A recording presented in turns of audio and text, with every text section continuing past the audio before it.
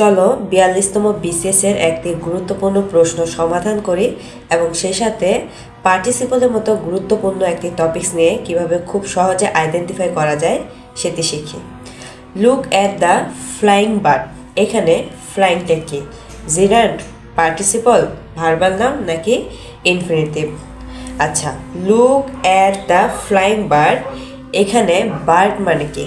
পাখি। পাখি কি? পাখি হচ্ছে নাউন। নাউনের আগে কি আছে? ফ্লাইং।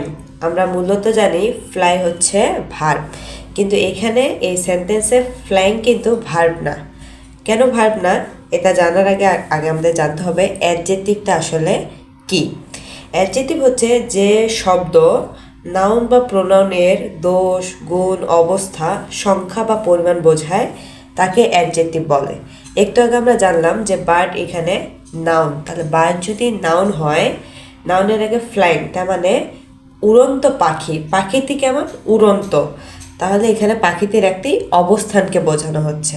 তাহলে সংজ্ঞাতে আমরা বুঝলাম যে যে শব্দ নাউন বা প্রোনাউনের দোষ, গুণ, অবস্থা, তাহলে এখানে পাখিটা যেহেতু অবস্থাটা বোঝাচ্ছে, তাহলে ফ্লাইং এখানে অ্যাডজেক্টিভ।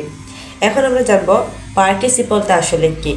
পার্টিসিপলটা হচ্ছে ভার্ব থাকবে এবং তার সাথে আইএনজি থাকবে। তাহলে ফ্লাই একটা ভার্ব এবং তার সাথে আইএনজি যোগ করে কি হয়েছে? ফ্লাইং। আবার এই সেন্টেন্সে ফ্লাইংটা কি? অ্যাডজেক্টিভ। তাহলে পার্টিসিপল হচ্ছে ভার্ব প্লাস আইএনজি থাকবে, সেটা অ্যাডজেক্টিভ অথবা অ্যাডভার্বের কাজ করবে। তাহলে এখন যদি বলি যে look at the flying bird, এখানে ফ্লাইং কি?